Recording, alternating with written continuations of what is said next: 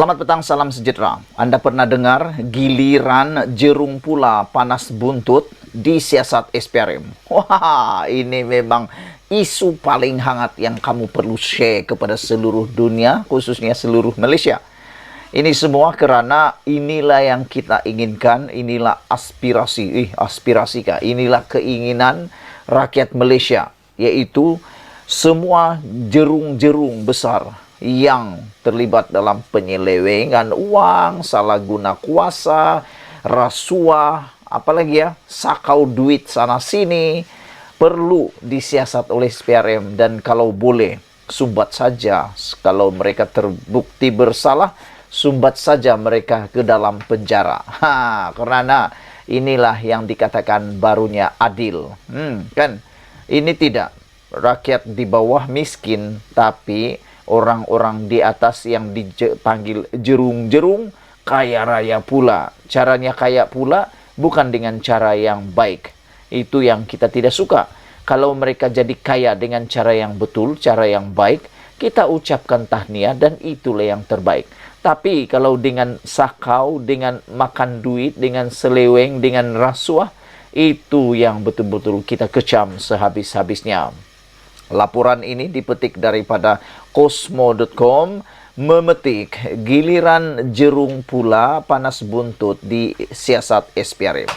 Persoalan besar malam ini, siapa jerung yang mula panas buntut ini disiasat oleh SPRM? Harap-harap bukan sekadar panas buntut lah, terbakar buntut lagi bagus. Kalau hilang terus buntut lagi bagus.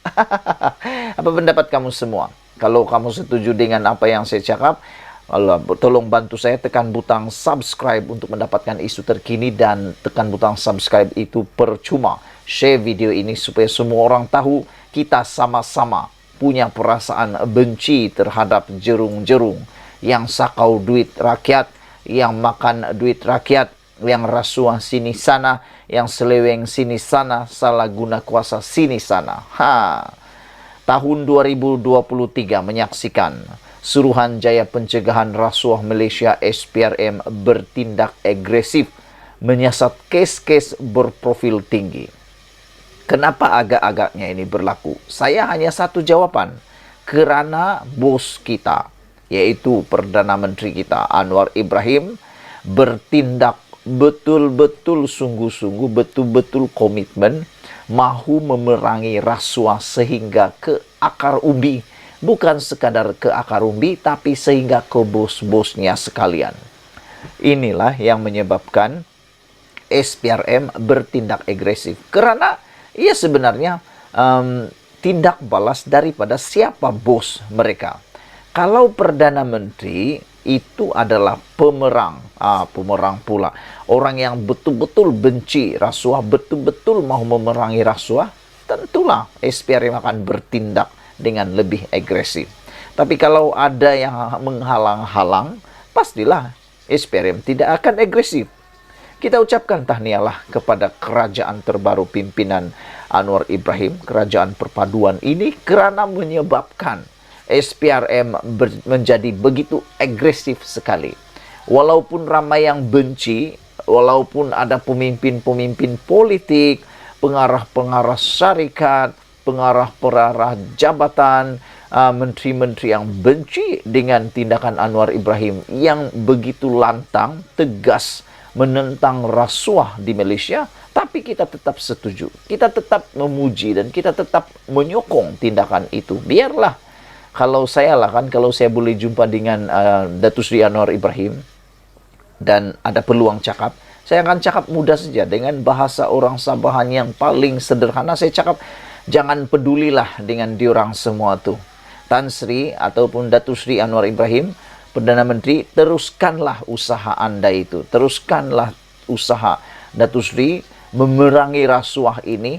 Bakar saja buntut-buntut orang yang kepanasan itu, sehingga Malaysia betul-betul bebas rasuah. Karena bila kita bebas rasuah, seluruh dunia akan menghormati kita, dan pastinya negara kita akan jadi lebih kaya lagi. Baru-baru ini, Akbar melaporkan seorang bekas Menteri Keuangan sedang disiasat. Suruhanjaya Pencegahan Rasuah Malaysia SPRM berhubung simpanan harta berbilion ringgit di luar negara. Bayangkan, berbilion ringgit, bosku. Antara kes besar lain yang mendapat perhatian adalah berhubung pembekuan akaun sebuah parti politik atas dakwaan menerima ratusan juta ringgit dipercaya daripada dana politik. Siasatan kes melibatkan Jerung bukan sesuatu yang luar biasa, kerana ada Jerung yang lebih besar pernah disiasat SPRM. Siapa Jerung yang lebih besar itu? Anda pasti tahu. Antaranya Najib Tun Razak, bekas Perdana Menteri, dan juga pada waktu itu ialah Perdana Menteri turut pernah disiasat oleh SPRM.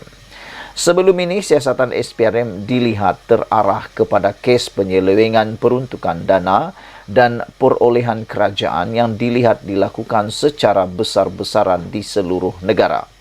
Ia termasuk insentif penjana kerjaya yang diambil kesempatan oleh pihak majikan atau pemilik syarikat untuk menipu dan membuat tuntutan palsu. Jumlah tersebut bukan sedikit, malah ada yang membuat tuntutan palsu melebihi RM 1 juta kepada Pertubuhan Keselamatan Sosial Perkeso seperti yang dilaporkan media kemarin. Inisiatif itu diberikan kerajaan untuk membantu merangsang ekonomi negara melalui pengambilan pekerja dan program berbentuk latihan. Jumlah peruntukan yang disalurkan juga banyak, yaitu RM 3,5 bilion. Namun, apabila ada majikan yang rakus, tamak haluba, mereka mengambil kesempatan terhadap insentif yang ditawarkan dengan menipu dan membuat tuntutan palsu. Tindakan SPRM tersebut adalah senada dengan hasrat Datuk Seri Anwar Ibrahim yang mahu memerangi rasuah, lebih-lebih lagi yang berskala besar sejak beliau dilantik sebagai Perdana Menteri yang ke-10 pada November tahun lalu.